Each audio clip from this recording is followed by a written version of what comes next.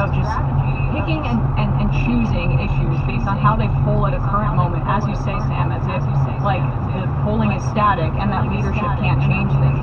It's the anti-politics. It's like the Democrats just want to get in power so they can be a concierge, like, or so that they can craft legislation, keeping the budget going every year or whatever. Where it's like, do you want to do politics? Do you believe in something other than getting into power? People smell that, and that's why the Democratic Party has a lower approval rating than Donald Trump. Guys! Fun times. Yeah, speaking of fun times, should we look at I'm gonna pee real quick, but I know exactly the video. I've already watched it. Stop. God damn it. We're gonna play this while, Maybe read some ends. oh yeah, we'll read some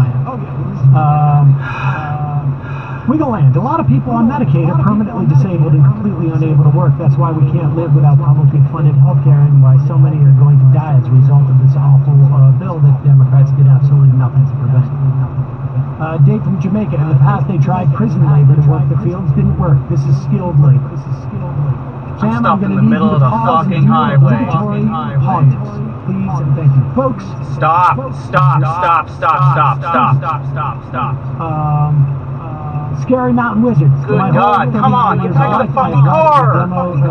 The Dems capitulate to the GOP over and over again. It's simplistic to think that they're the same, but it really keeps looking like both parties serve money and power, and one just timidly waves.